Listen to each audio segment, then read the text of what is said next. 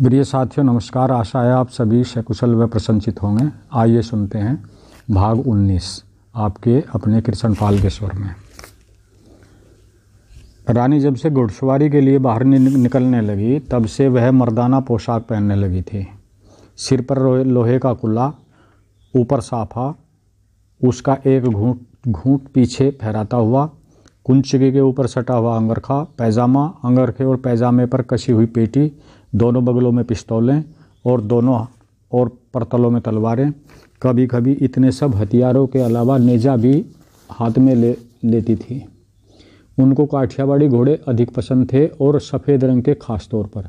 घोड़ों की उनको विलक्षण पहचान थी। उन्होंने कूला लगाकर साफा बांधने में एक असुविधा अवगत होती थी। लंबे केसों की विधवा थीं, इसलिए महाराष्ट्र की प्रथा के अनुसार बाल मुंडवाने में कोई बाधा ना थी। अपने केशों का कोई मोह था ही नहीं। सोचा काशी जाकर मुंडन करा लें, पर्यटन हो जाएगा और काशी में बैठकर उस ओर की राजनीतिक परिस्थिति का आभास भी मिल जाएगा। एक भावना और थी, जिस घर में माता ने जन्म दिया था उसके भी दर्शन मिल जाएंगे। खोज करने पर मालूम हुआ कि बिना डिप्टी कमिश्नर की अनुमति के काशी यात्रा के लिए नहीं जा सकती। अनुमति के लिए गार्डन को अर्जी दी गई। उसके पास दीवान जवाहर सिंह इत्यादि के रानी के पास आने जाने की खबरें पहुंच चुकी थी। वह चिढ़ा हुआ था। दूसरे अपने अधिकार को करारे रूप में लाने का अभ्यासी था। काशी यात्रा के लिए जो अर्जी दी गई थी वह उसने अस्वीकृत कर दी। जिसने सुना उसी के जी को चोट लगी। रानी ने प्रण किया, मैं केस मुंडन तभी कराऊंगी जब हिंदुस्तान को स्वराज मिल जाएगा, नहीं तो शमशान में अग्निदेव मुंडन करेंगे। उनकी यह भीषण प्रतिज्ञा उनकी सहेलियों को मालूम थी। वे सब इस पर प्रतिज्ञा पर प्रसन्न थी। उनको पसंद नहीं था कि ऐसे सुंदर बालों का कुछ समय अक्षय हो। दामोदर राव रानी के प्रगाढ़ स्नेह में पल रहा था, बढ़ रहा था। कोई निज माता अपने गर्भ प्रसून को इतना प्यार न करती होगी जितना वह दामोदर को चाहती थी।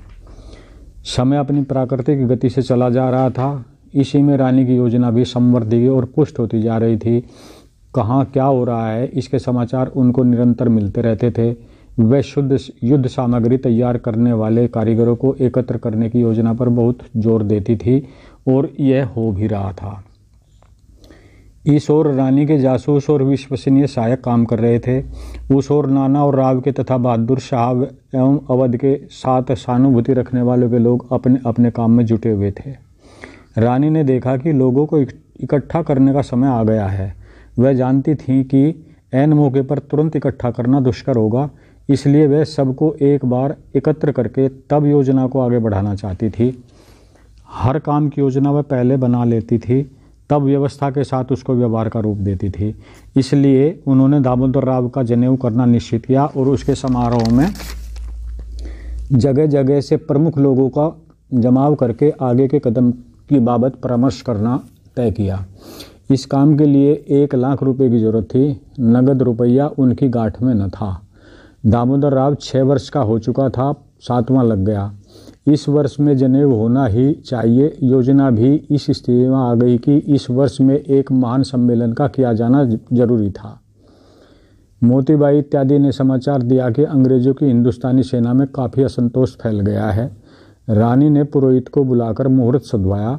मुहूर्त निकलने पर गार्डन को अर्जी दी गई कि दामोदर राव के नाम से जो 6 लाख रुपया खजाने में जमा है उसमें से जनेऊ के लिए 1 लाख रुपया दे दिया जाए।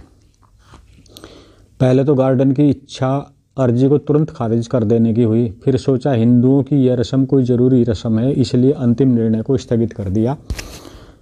उसने लोगों से पूछताछ शुरू कर दी। अली बहादुर से पूछा, उन्होंने कहा ब्राह्मणों में यह रस्म लाजमी है।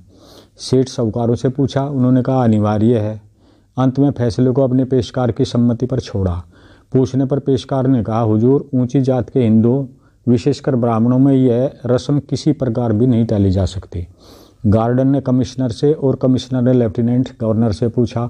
अंत में गार्डन की मर्जी को इस शर्त के साथ जोड़ा गया कि अगर झांसी शहर के 4 भले आदमी जमानत दें तो रुपया दे दिया जाए।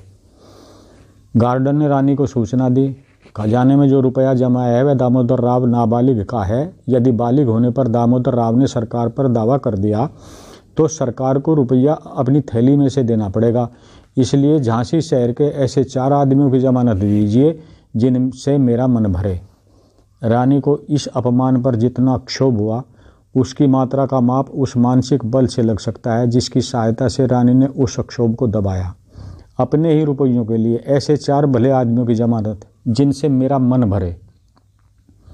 झांसी में 4 क्या 52 बड़े बड़े आदमी थे। रानी की जमानत देने के लिए सब तैयार हो गए।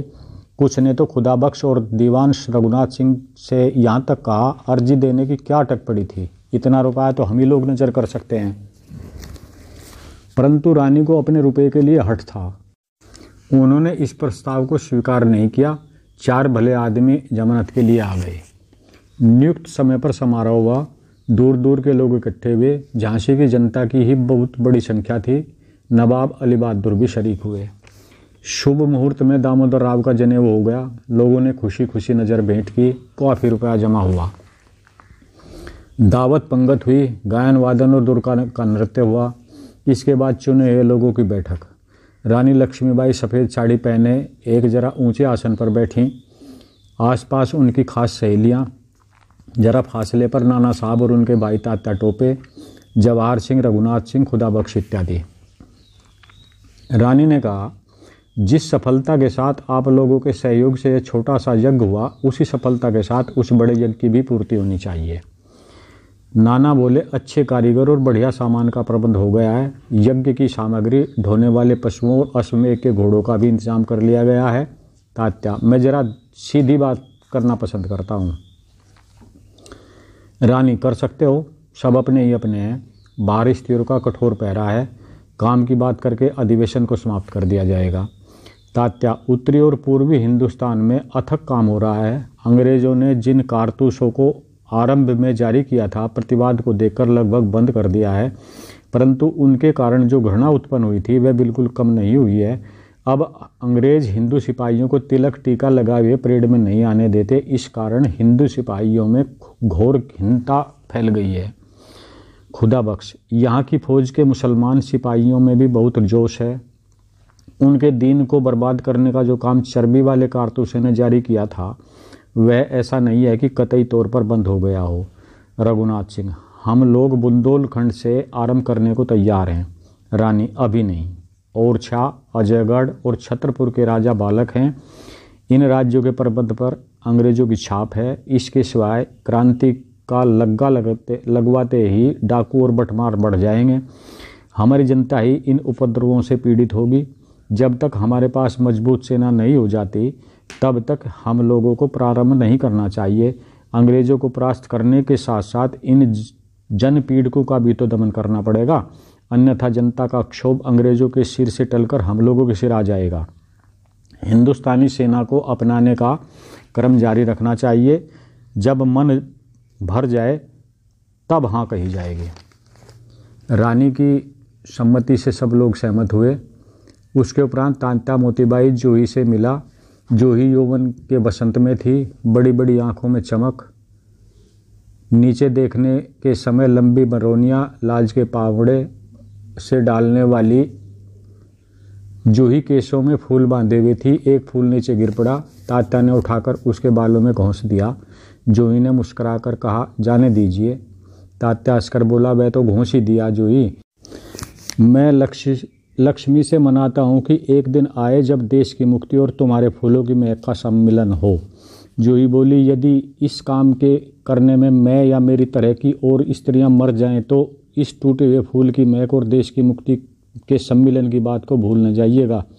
तात्या हंसता हुआ चला गया।